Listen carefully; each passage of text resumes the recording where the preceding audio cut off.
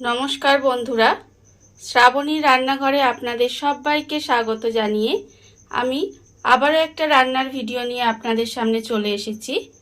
আজকের আমি আপনাদের করে দেখাবো এঁচোড় দিয়ে ছোলার ডাল। তাহলে চলুন এই এঁচোড় দিয়ে ছোলার ডাল আমি কিভাবে বানাই সেটা আপনারা একবার দেখে নিন। এঁচোড় দিয়ে ছোলার ডাল বানানোর জন্য প্রথমে আমি গ্যাসটা অন করে তাতে একটা কড়া বসিয়ে দিয়েছি। এইবারে আমি এর মধ্যে দিয়ে দেব জল।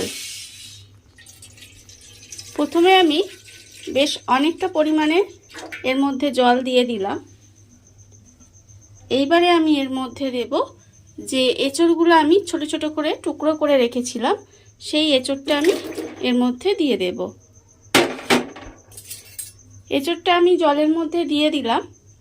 এবারে আমি এর মধ্যে দেব অল্প সামান্য একটু নুন, আর আমি দেব অল্প একটু হলুদ। এই নুন আর হলুদ দিয়ে এঁচোড়টাকে আমাকে প্রথমে খুব ভালোভাবে সেদ্ধ করে নিতে হবে। এঁচোড়টা আমার খুব ভালোভাবে সেদ্ধ হয়ে গেছে। এইবারে আমি জল থেকে এঁচোড়টা ভালোভাবে ছেঁকে তুলে আলাদা করে রেখে দেব। এইভাবে আমি এঁচোড়গুলোকে ভালোভাবে ছেঁকে নেব। এঁচোড়টাকে আমি জল থেকে আলাদা করে জল ঝরিয়ে রেখে দিয়েছি। এইবারে আমি আবারও কড়া বসিয়ে দিয়েছি। আবারও আমি এর মধ্যে বেশ কিছুটা জল দিয়ে দেব। জল দিয়ে দিলাম এখানে আমি। এবারে আমি এর মধ্যে দেব যে ছোলার ডালটা আমি ভালোভাবে ধুয়ে পরিষ্কার করে রেখে দিয়েছিলাম, সেই ছোলার ডালটা এর মধ্যে দিয়ে দেব।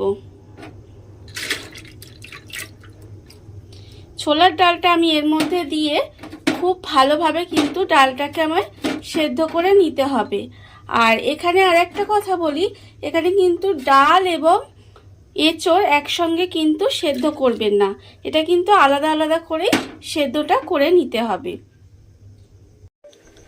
ডালটা কিন্তু আমার ভালোভাবে সিদ্ধ হয়ে গেছে। আর এখানে কিন্তু আমার প্রায় 150 গ্রাম মতো ছোলার ডাল আছে। সেই ডালটা কিন্তু আমি এমনি সেদ্ধ করে নিয়েছি, মানে এর মধ্যে কোনো রকম মশলা দিইনি, নুন হলুদও দিইনি, শুধুমাত্র ডালটাকে আমি সেদ্ধ করে নিয়েছি। এইবারে এই ডালটাকে আমার ঢেলে আলাদা করে রেখে দিতে হবে। ডালটা আমার সেদ্ধ হয়ে গেছে, ডালটাকে আমি আলাদা সরিয়ে রেখে দিয়েছি। আর আবারও কড়াটা আমি বসিয়ে নিয়েছি। এইবারে আমি এর মধ্যে দেব প্রথমে সর্ষের তেল। এখানে আমার 2 চামচ মতো সর্ষের তেল দিলাম। আর আমি এর মধ্যে দেব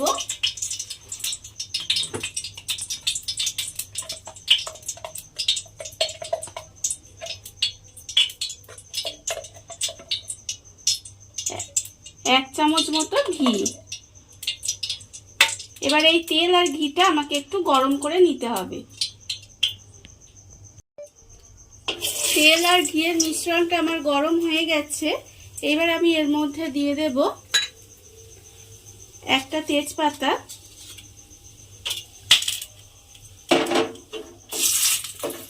আর আমি এর মধ্যে দেব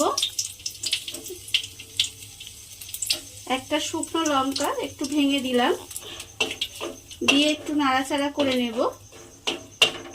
আর আমি এর মধ্যে দেব অল্প একটু গোটা গরম মশলা, একটু দারচিনি আর ছোট এলাচ আর লবঙ্গ দিয়ে মশলাটা একটু নেড়ে চেড়ে নেব।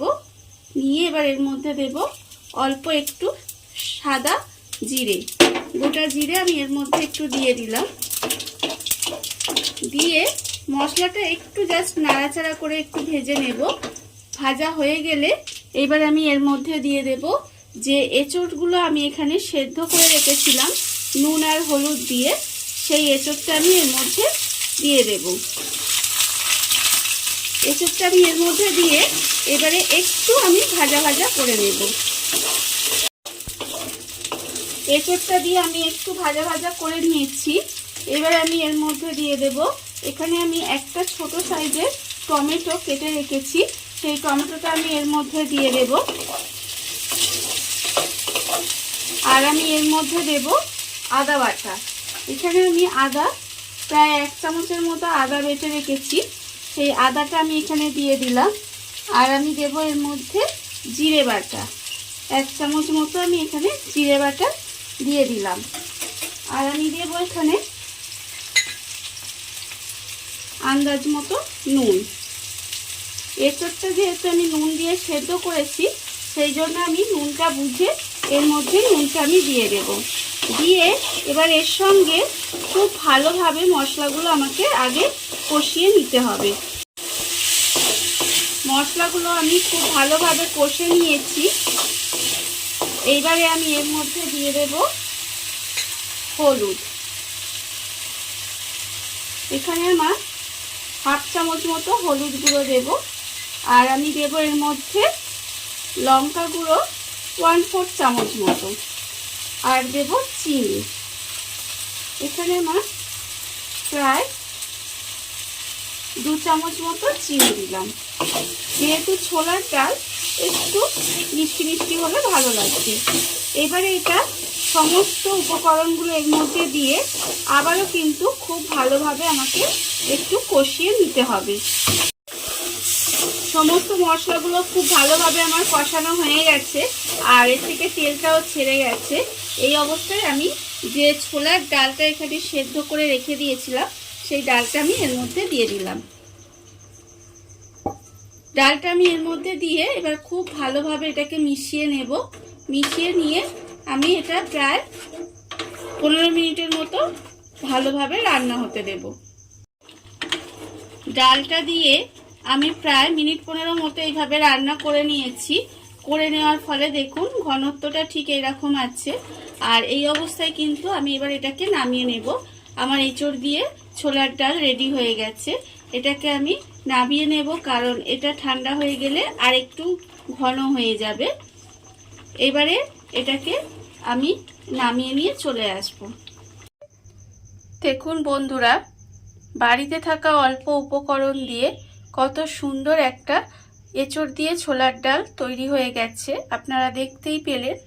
আর এই ভিডিওটা যদি আপনাদের ভালো লেগে থাকে তাহলে লাইক করবেন, কমেন্ট করবেন আর সাবস্ক্রাইব করবেন আমার চ্যানেলকে। আজ এই পর্যন্ত, নমস্কার।